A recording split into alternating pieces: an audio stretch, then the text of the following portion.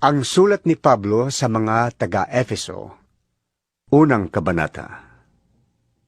Mula kay Pablo, na naging apostol ni Kristo Jesus ayon sa kalooban ng Diyos, para sa mga hinirang na nasa Efeso at nagpapasakop kay Kristo Jesus.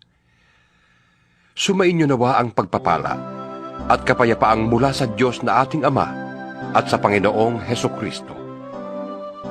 Purihin ang Diyos at Ama ng ating Panginoong Heso Kristo. Pinagkalooban niya tayo ng lahat ng pagpapalang espiritual at makalangit dahil sa ating pakikipag-isa kay Kristo.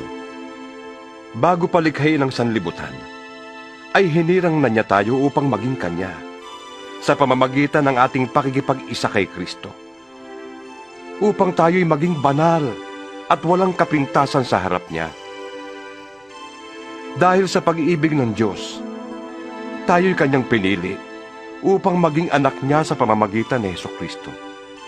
Iyan ang Kanyang layunin at kalooban. Purihin natin Siya dahil sa Kanyang kahangahangang pagkalinga sa atin sa pamamagitan ng Kanyang minamahal na anak. Tinubos tayo ni Kristo sa pamamagitan ng Kanyang dugo, at sa gayon ay pinatawad na ang ating mga kasalanan. Ganoong kadakila ang kagandahang loob na ibinigay niya sa atin. Sa pamamagitan ng Kanyang karunungan at kaalaman, ipinaunawa sa atin ng Diyos ang Kanyang lihim na layunin na isa sa katuparan sa pamamagitan ni Kristo pagdating ng takdang panahon. Ang layunin niyang ito ay pag-isahin ang lahat ng nilikha sa langit at sa lupa, at si Kristo ang Pangulo. Dahil kay Kristo, kami naging bayan ng Diyos na siyang nagsagawa ng lahat ng bagay ayon sa Kanyang layunin at kalooban. Kami hinirang niya noong panguna para sa Kanyang ikararangal. Kaming mga unang umasa sa Kanya.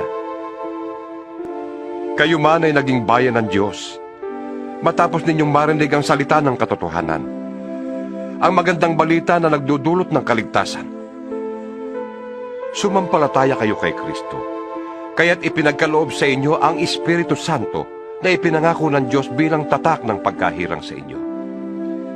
Ang Espiritu ang katibayan na makakamit natin ang mga pangako ng Diyos sa atin, hanggang kamtan natin ang lubos na kaligtasan. Purihin natin ang Kanyang kadakilaan. Kaya nga, mula nang mabalitaan ko ang tungkol sa inyong pananalig sa Panginoong Hesus at ang inyong pag-ibig sa lahat ng Kanyang hinirang, walang tigil ang pasasalamat ko sa Diyos para sa inyo tuwing ipinapanalangin ko kayo. Hinihiling ko sa Diyos ng ating Panginoong Hesukristo, ang maluwalhating Ama, na ipagkaloob niya sa inyo ang Espiritu na nagbibigay ng karunungan at nagpapahayag tungkol sa Diyos upang lubos niyo siyang makilala. Naway liwanagan ng Diyos ang inyong isip upang malaman ninyo kung ano ang inyong inaasahan sa Kanyang pagkatawag sa inyo, kung ano ang kalwalhatiang inilaan niya para sa Kanyang mga banal, at kung ano ang di masukat na kapangyarihang kaloob niya sa atin na mga nananalig sa Kanya. Ang kapangyarihan ding yon ang muling bumuhay kay Kristo at nag-upo sa Kanya sa kanan ng Diyos sa kalangitan. Kaya't nasa ilalim ng kapangyarihan ni Kristo ang lahat ng paghahari, kapamahalaan, kapangyarihan at pamunuan sa kalangitan. Higit na dakila ang Kanyang pangalan kaysa sa lahat, hindi lamang sa panahong ito, kundi maging sa darating. Ipinailalim ng Diyos sa kapangyarihan ni Kristo ang lahat ng bagay at ginawa siyang ulo ng Iglesia. Ang Iglesia ang katawan at kapuspusan ni Kristo na siya namang pumupuno sa lahat ng bagay. Ikalawang kabanata. Noong unay patay kayo dahil sa inyong mga pagsuway at mga kasalanan. Sinusunod ninyo noon ang masamang takbo ng mundong ito at napailalim kayo sa prinsipe ng kasamaan, ang espiritong nagahari sa mga taong ayaw pasakop sa Diyos. Ang totoo, tayong lahat ay dati ring namumuhay ayon sa ating laman at sumusunod sa masamang hilig ng katawan at pag-iisip. Kaya't sa ating likas na kalagayan, kabilang tayo sa mga taong kinapupuotan ng Diyos. Subalit, napakasagana ang habag ng Diyos at napakadakila ang pag-ibig niya sa atin. Tayo'y binuhay niyang kasama ni Kristo noong tayo'y mga patay pa dahil sa ating pagsuway. Naligtas nga kayo dahil sa kanyang kagandahang loob. Dahil sa ating pakikipag-isa kay Kristo Jesus, tayo'y muling binuhay na kasama niya upang mamunong kasama niya sa kalangitan. Ginawa niya ito upang sa darating na mga panahon ay maipakita niya ang di masukat na kasaganaan ng kanyang kagandahang loob sa pag-ibig niya sa atin sa pamamagitan ni Kristo Jesus. Naligtas kayo dahil sa kagandahang loob ng Diyos sa pamamagitan ng inyong pananalig. Ang kaligtasang ito'y kaloob ng Diyos at hindi mula sa inyo. Hindi ito bunga ng inyong mga gawa, kahit walang dapat ipagmalaki ang sinuman. Siya ang gumawa kung ano tayo ngayon. At sa pamamagitan ni Kristo Jesus, tayo'y nilalang niya upang iukol natin ang ating buhay sa paggawa ng mabuti. Yan ang layuning pinili ng Diyos para sa atin noong una pa man. Kaya't alalahanin ninyo ang dati ninyong kalagayan.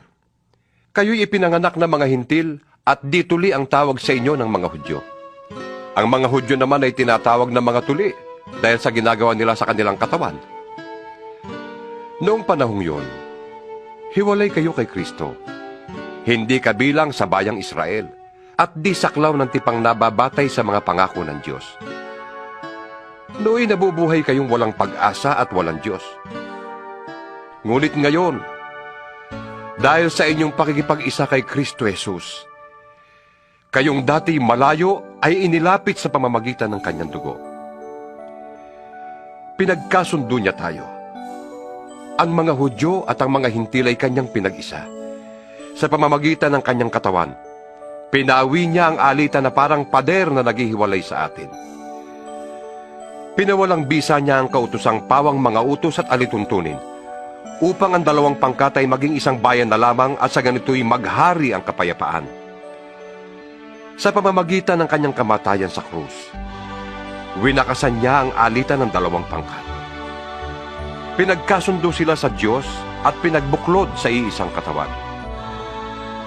Naparito nga si Kristo at ipinangaral niya sa lahat ang magandang balita ng kapayapaan. Sa inyong mga hintil na malayo sa Diyos at sa mga Hudyo na malapit sa Kanya. Dahil kay Kristo, tayo'y kapwa nakakalapit sa Ama sa pamamagitan ng iisang Espiritu. Sa makatwid, hindi na kayo dayuhan o taga-ibang bansa, kundi kababayan na ng mga hinirang ng Diyos at kabilang sa Kanyang sambahayan. Tulad ng isang gusali, kayo'y itinayo sa pundasyong inilagay ng mga apostol at mga propeta, na ang batong panulukan ay si Kristo Jesus. Sa pamamagitan niya, ang bawat bahagi ng gusali ay nagkakaugnay-ugnay at nagiging isang templong banal ng Panginoon. Dahil din sa inyong pakikipag-isa sa Kanya, kayo man ay kasama nilang naging bahagi ng tahanan ng Diyos sa pamamagitan ng Espiritu.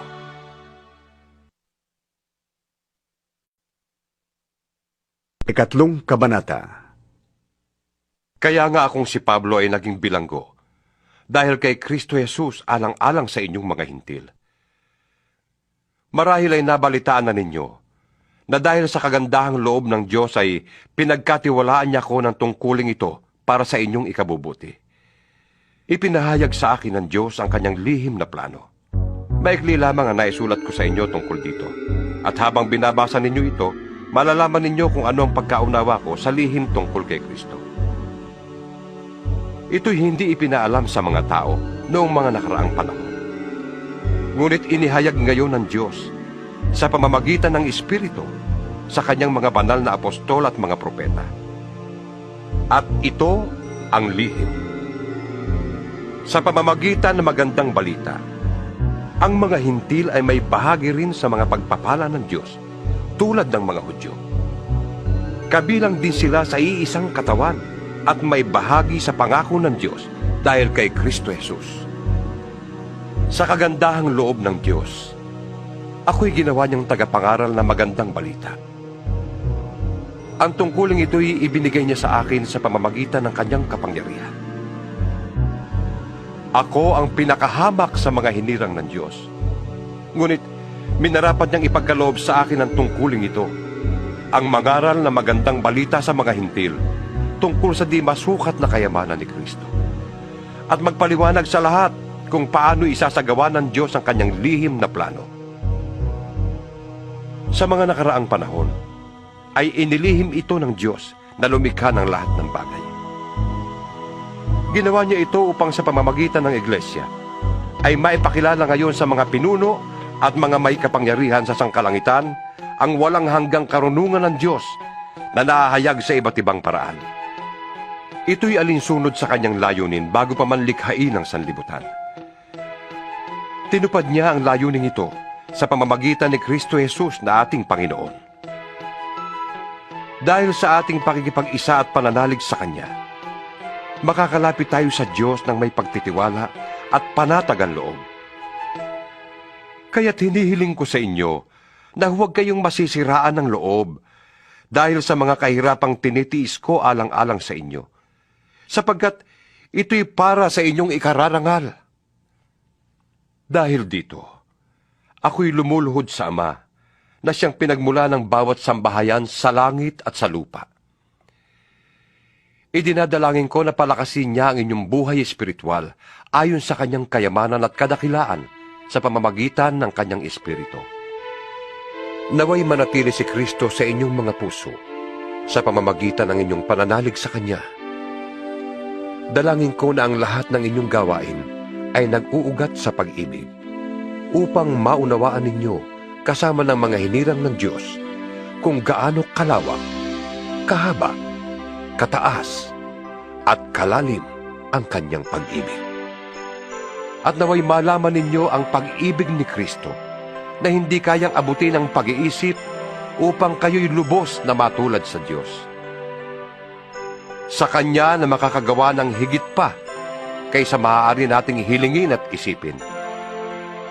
Sa pamamagitan ng kanyang kapangyarihang nagahari sa atin. Sa Kanya ang kalwalhatian sa pamamagitan ng Iglesia at ni Kristo Jesus magpakailanman. Amen.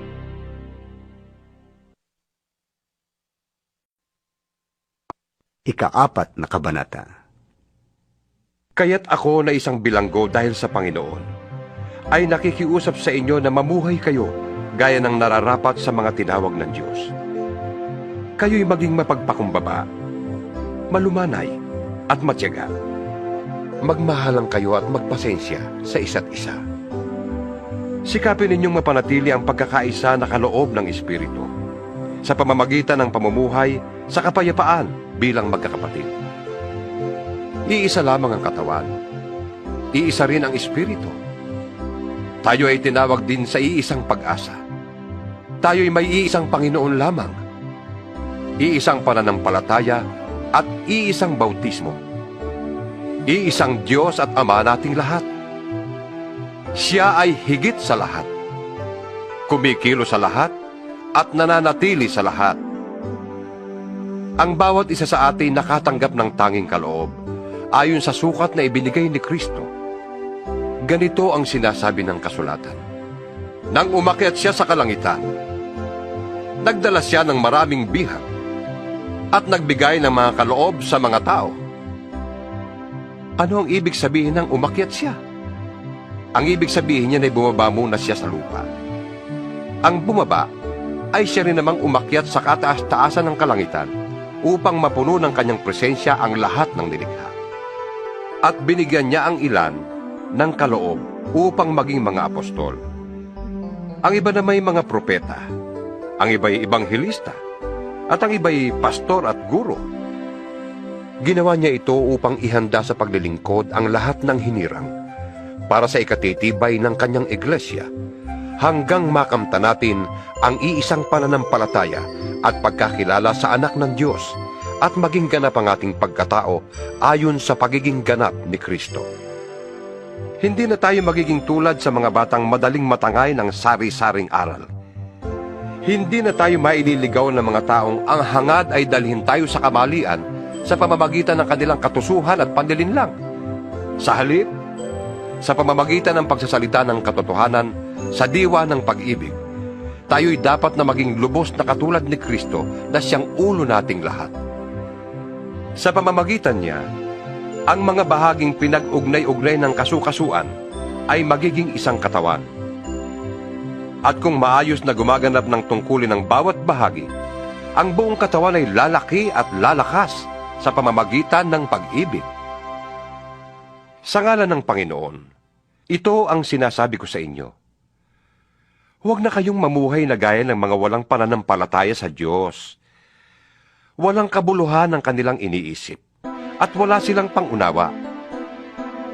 Dahil sa kanilang kamangmangan at katigasan ng ulo, wala silang bahagi sa buhay na kaloob ng Diyos. Sila'y naging alipin ng kahalayan at wala ng kahihiyan, konti man lamang.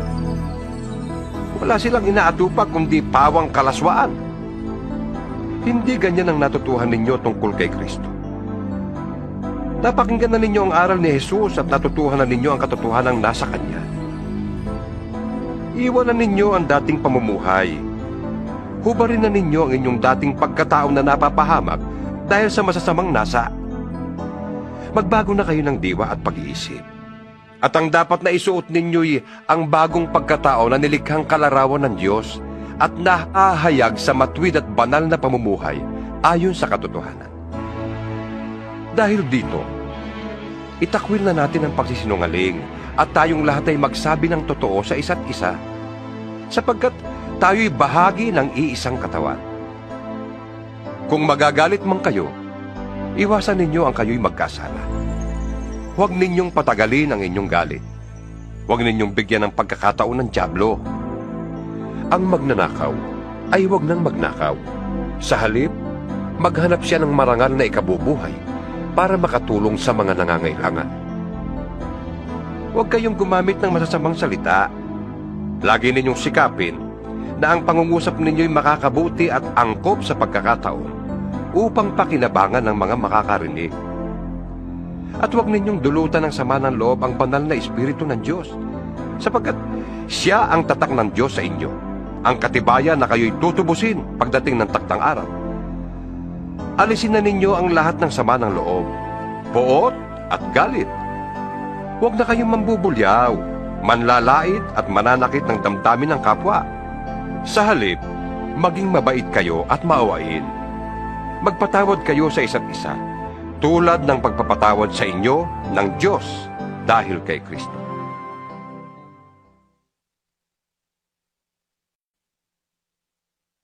Ikalimang kabanata. Yamang kayo'y mga anak na minamahal ng Diyos. Tularan niyo siya. Mamuhay kayong puno ng pag-ibig tulad ni Kristo. Dahil sa kanyang pag-ibig sa atin, inialay niya ang kanyang buhay bilang mabangong alay at handog sa Diyos. Kayo'y mga hinirang ng Diyos, kaya't hindi dapat mabanggit man lamang na kayo'y nakikiapid o gumagawa ng anumang uri ng kahalayan o pag-iimbot. Huwag din kayong gagamit ng anumang malaswa o walang kabuluhang pananalita at pagbibirong di nararapat. Sa halip, magpasalamat kayo sa Diyos. Alam na ninyong walang bahagi sa kaharian ni Kristo at ng Diyos ang taong nakikiapid, mahalay, o sakim, sapagkat ang kasakiman ay isang uri ng pagsamba sa Diyos-Diyusan.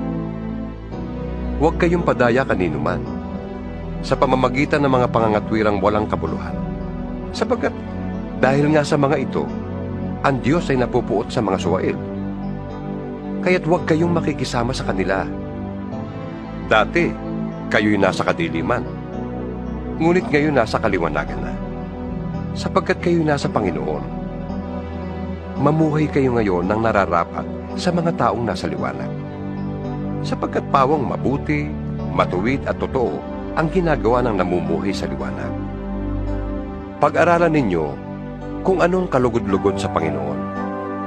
Huwag kayong makikisama sa mga taong gumagawa ng mga bagay na walang ibinubungang kabutihan. Sa halip, ay ibunyag ninyo ang mga iyon. Kahiya-hiyang mabanggit man lamang ang mga bagay na iyon na ginagawa nila ng lihim. Ang lahat ng nalalantad sa liwanag ay nakikilala kung ano talaga iyon, at nalalantad ang lahat dahil sa liwanag. Kaya't sinasabi, gumising ka, ikaw na natutulog. Bumangon ka mula sa mga patay, at liliwanagan ka ni Kristo. Kaya't mag-ingat kayo kung paano kayo namumuhay. Mamuhay kayong tulad ng matatalino, at di tulad ng mga mangmang. Samantalahin ninyo ang bawat pagkakataon na kayo'y makagawa ng mabuti, sapagkat punong-puno ng kasamaan ang daigdig ngayon. Huwag kayong maging hangal. Unawain ninyo kung anong kalooban ng Panginoon. Huwag kayong maglalasing, sapagkat mauuwi yan sa magulong pamumuhay. Sa halip ay dapat kayong mapuspos ng Espiritu. Mag-awitan kayo ng mga salmo, mga himno, at mga awiting espiritual. Buong puso kayong umawit at magpuri sa Panginoon. Lagi kayong magpasalamat sa Diyos na ating Ama dahil sa lahat ng bagay, sa pangalan ng ating Panginoong Hesukristo. Pasakop kayo sa isa't isa bilang tanda ng inyong paggalang kay Kristo. Mga babae, pasakop kayo sa inyong asawa, tulad ng pagpapasakop ninyo sa Panginoon. Sapagkat ang lalaki, ang ulo ng kanyang asawa. Tulad ni Kristo, na siyang ulo ng iglesia, na kanyang katawan, at siyang tagapagligtas nito. Kung paanong nasasakop ni Kristo ang iglesia, gayon din naman, ang mga babae ay dapat pasakop ng lubusan sa kanilang asawa. Mga lalaki, ibigin ninyo ang inyong asawa, na gaya ng pag-ibig ni Kristo sa iglesia. Inihandog niya ang kanyang buhay para sa iglesia, upang ialay ito sa Diyos, matapos linisin sa pamamagitan ng tubig at ng salita. Ginawa niya ito upang ang iglesia ay maiharap niya sa kanyang sarili na maganda, banal, walang kapintasan, batik, o kulubot man. Gayon din naman, dapat mahalin ng mga lalaki ang kanilang asawa tulad ng sarili nilang katawan. Ang lalaking nagmamahal sa kanyang asawa ay nagmamahal sa kanyang sarili. Walang taong namumuhi sa sarili niyang katawan. Sa halip, ito'y pinapakain at inaalagaan, tulad ng ginagawa ni Kristo sa iglesia. Tayo nga'y mga bahagi ng kanyang katawan, gaya ng sinasabi sa kasulatan. Iiwan ng lalaki ang kanyang ama't ina, at magsasama sila ng kanyang asawa, at sila'y magiging isa. Isang malalim na katotohanan ang inihahayag nito. At para sa akin, ang tinutukoy nito ay ang kaugnayan ni Kristo sa iglesia. Kaya't kayong mga lalaki, mahalin ninyo ang inyong asawa gaya ng inyong sarili. Mga babae, igalang naman ninyo ang inyong asawa.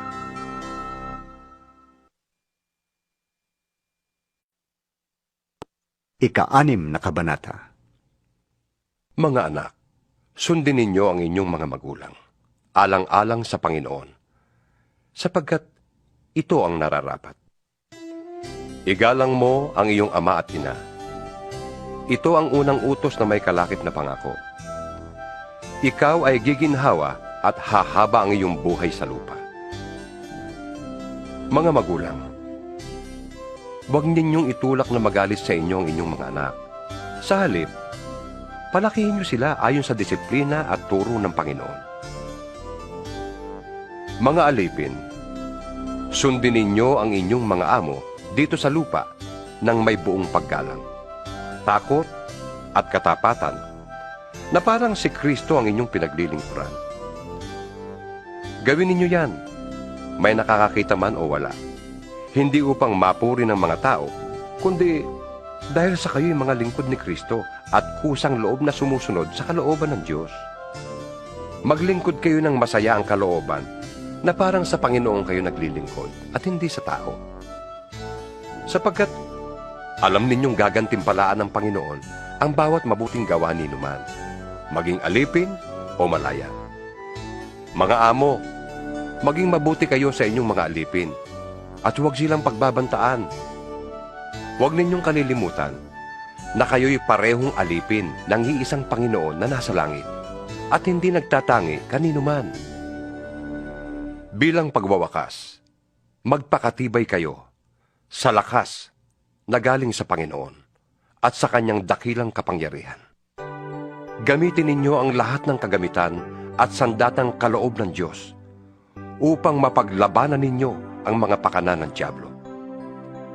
Sapagkat hindi sa tao tayo nakikipaglaban, kundi sa mga pinuno, mga may kapangyarihan, at sa mga tagapamahala ng kadilimang umiiral sa sanlibutan ito, ang mga hukbong espiritual ng kasamaan sa himpapawid. Kaya't isuot ninyo ang kasuotang pandigma na mula sa Diyos. Sa gayon, makakalaban kayo kapag dumating ang masamang araw na sumalakay ang kaaway, upang pagkatapos ng labanan, ay matatag pa rin kayong nakatayo. Kaya't maging handa kayo, ibigkis sa inyong baywang ang pamigkis ng katotohanan, at itakip sa dibdib ang panangga ng pagkamatuwid.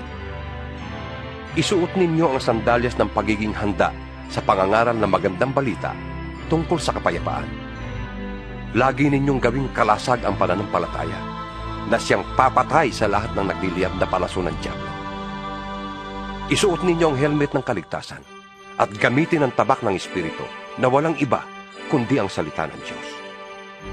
Ang lahat ng ito'y gawin ninyo na may panalangin at pagsamo. Manalangin kayo sa lahat ng pagkakataon, sa patnubay ng Espiritu. Lagi kayong maging handa at patuloy na ipanalangin ang lahat ng hinirang ng Diyos. Ipanalangin din ninyong ako'y pagkalooban ng wastong pananalita upang buong tapang kong maipahayag ang hiwaga ng magandang balitang ito. Dahil sa magandang balitang ito, ako'y sinugo at ngayon nakabilanggo. Kaya't ipanalangin ninyong maipahayag ko ito ng buong tapang gaya ng nararapat.